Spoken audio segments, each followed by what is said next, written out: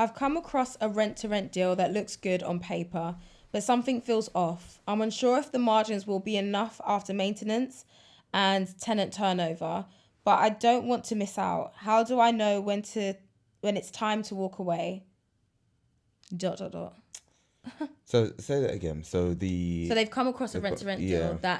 that they want to take on, but something feels off about the deal. They basically don't know if it's going to hit the margins for them to have, good enough turnover after things like maintenance. You deduct certain costs. They don't want to miss out on the deal. Yeah. So should they go for it, or should they kind of stick with the feeling that it feels off and not go for it? It's all about the figures. Like, if you're feeling like that, I'm not going to lie, like, it's as simple as F your feelings, because it's all about the figures. And,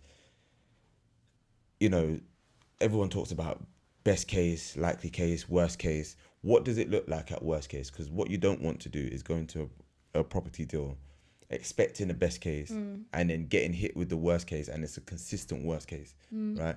What avenues are you using to get your data in terms of like your average daily rates? Are you going on looking at units in the area? Are you looking for just comparables? Because sometimes you might stumble across a property that is, say you got a 3-bedroom, but there's no 3 bedrooms in that area.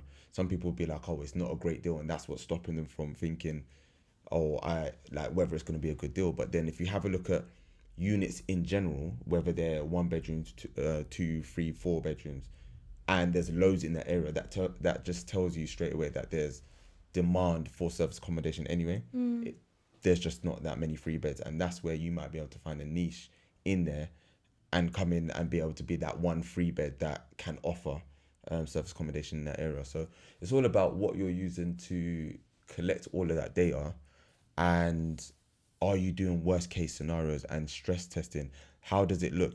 If you're still being able to make 100, 200, 300 pounds, or not even 100, but I'd say about 300-400 pounds at 70% on like worst case scenario with your like a very low average daily rate or something like that, then it's something that you can actually just take the hit with, I think.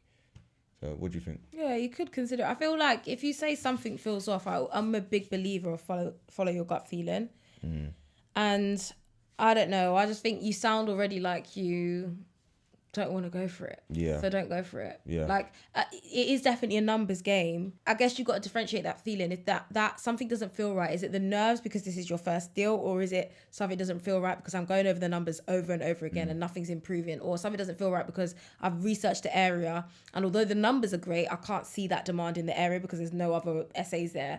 Is it the fact that the location, like you don't know much about the location? If something feels off, you're already kind of setting that standard for yourself that you're not going to be able to manage it in the way that it needs to be managed because you already feel like it's not going to do well. To manage it right, you have to believe in the deal. You Exactly have to believe that what you're and there's doing nothing is wrong work. that if you don't believe in it, that's absolutely fine. Just step away from it because you'd rather be in a space where you missed out on the deal but you didn't hit the loss. You're never going to know if that deal was going to make you money. That's just a fact. So you can't miss out on something that you don't know what it's going to be. It's either you get into it and then you find out it was a great deal, or it wasn't a great deal, or you don't get it and you don't find out either. It's literally that simple. But you get two sides of it though, because it's like you get the deal where it looks great, it looks decent on paper, but something is just like making you second guess yourself and you keep running the numbers. You're like, I'm not too sure.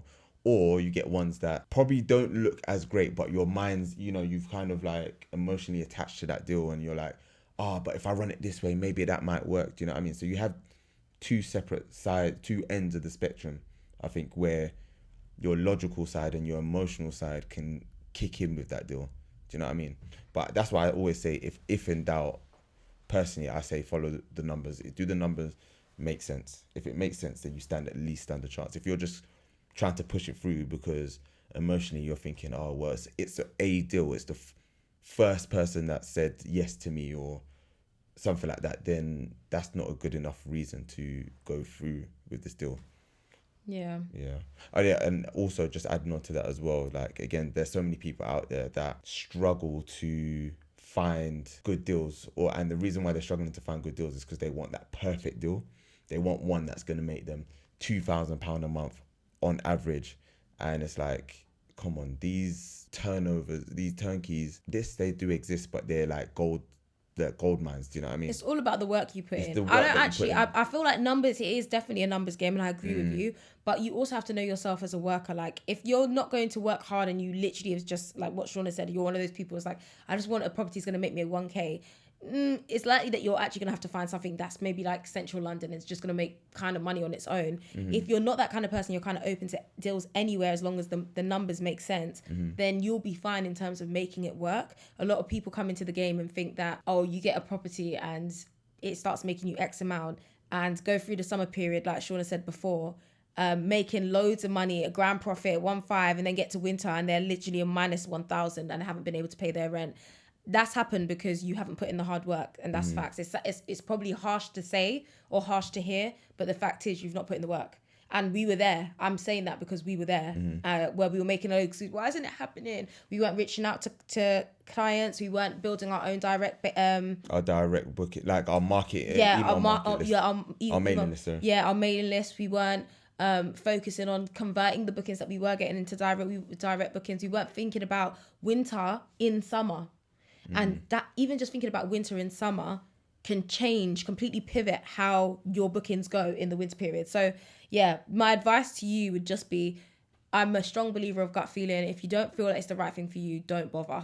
And also apply that with what Sean has said around, if the numbers don't stack, there's no point. if the deal's not making sense, there's no point either. So I would kind of follow through with that. Hopefully it works out. Yeah. Yeah. But yeah.